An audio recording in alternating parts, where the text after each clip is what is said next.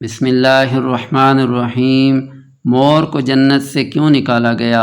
مور جتنا اب خوبصورت ہے اس سے کہیں زیادہ جنت میں خوبصورت تھا۔ مور کی خوبصورتی پر سبھی پرندے فدا تھے، لیکن ان سب خوبیوں کے باوجود مور سے ایسی کون سی خطا ہو گئی تھی جس سے اللہ تبارک و تعالیٰ نے مور کو جنت سے نکال دیا۔ اللہ تبارک و تعالیٰ نے جب حضرت آدم علیہ السلام اور اماں حوا کو پیدا فرمایا، اس کے بعد ان کو جنت میں بھیج دیا۔ وہ دونوں جنت میں بہت ہی پرسکون رہتے تھے، بہت ہی لذیذ میوے پھل کھایا کرتے تھے، لیکن ایک اناج جس کو کھانے سے اللہ پاک نے انہیں منع فرمایا، اور وہ اناج گندم تھا۔ چونکہ شیطان حضرت آدم علیہ السلام کی وجہ سے ہی جنت سے نکالا جا چکا تھا، اسی وجہ سے شیطان کی حضرت آدم علیہ السلام سے دشمنی ہو گئی تھی۔ شیطان یہ چاہتا تھا کہ وہ کسی بھی طرح حضرت آدم علیہ السلام کو جنت سے نکال دے اور ساتھ میں اماں حوا کو بھی جنت سے نکال دے۔ جب شیطان کو یہ خبر ہوئی کہ حضرت آدم علیہ السلام کو تمام میوے کھانے کی اجازت ہے لیکن گندم کھانے کی اجازت نہیں، تو شیطان انتقام کی آگ دل میں لیے جنت کے دروازے کے پاس بیٹھ گیا اور 300 سال تک وہاں بیٹھا رہا کہ کوئی جنت کے دروازے سے باہر آئے اور شیطان اس سے بات کر سکے۔ ایک دن اچانک سے مور جنت سے باہر آ گیا۔ شیطان اس کو دیکھتے ہی بہت خوش ہو گیا۔ شیطان نے پوچھا، اے خوبصورت پرندے تم کون ہو؟ مور بولا، میں مور ہوں، اب تم اپنا تعارف کرواؤ۔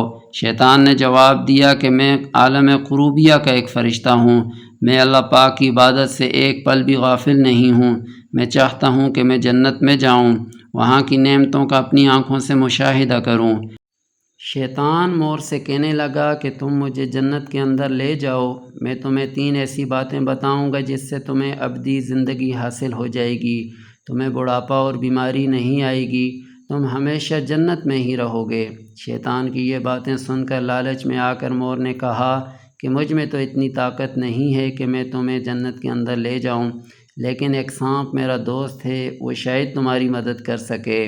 یہ کہہ کر مور سانپ کے پاس آیا، اس کو ساری بات بتائی۔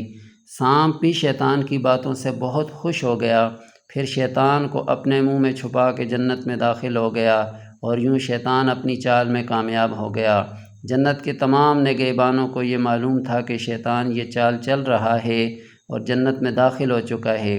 فرشتے شیطان کو جنت سے نکالنے لگے، تب ہی اللہ پاک کا حکم ہوا کہ اس کو ابھی تک جنت میں ہی رہنے دیا جائے۔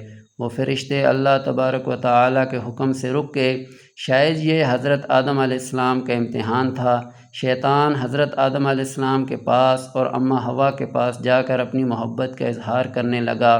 وہ دونوں ہی شیطان کو نہ پہچان سکے، کیونکہ ماضی کے مقابلے میں شیطان کی شکل تبدیل ہو چکی تھی۔ شیطان کہنے لگا کہ میں چاہتا ہوں کہ آپ دونوں ہمیشہ جنت میں اسی طرح زندگی گزاریں، ہمیشہ خوش رہیں۔ حضرت آدم علیہ السلام اس کی بات بہت غور سے سننے لگے۔ شیطان نے کہا، اگر آپ میری بات مان جائیں تو آپ کو جنت کی اور بھی تمام سہولتیں ملیں گی۔ حضرت آدم علیہ السلام شیطان کے بہکاوے میں آ کر کہنے لگے کہ یہ کس طرح ممکن ہے؟ شیطان کہنے لگا، ایک گندم کا دانہ اگر آپ دونوں چکھ لیں تو آپ کو ابدی حیات حاصل ہو جائے گی اور آپ جنت میں ہی رہیں گے۔ یہ بات سن کر حضرت آدم علیہ السلام کے دل میں رجحان پیدا ہوا، لیکن ان کے دل میں اللہ کی نافرمانی کا خوف غالب آ گیا۔ جبکہ اماں حوا شیطان کی باتوں میں آ گئیں، جس پر اماں حوا نے حضرت آدم علیہ السلام کو راضی کر لیا۔ پھر اس کے بعد ان دونوں نے اس گندم کے دانے کو چکھ لیا۔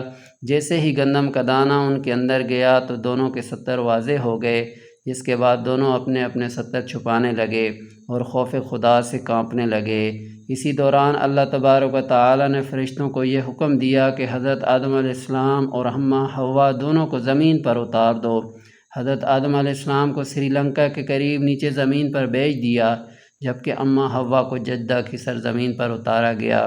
جن خوبصورت پیروں سے چل کر مور شیطان کو جنت کے اندر لے آیا تھا، وہی خوبصورت پاؤں اللہ پاک نے مور سے لے لیے۔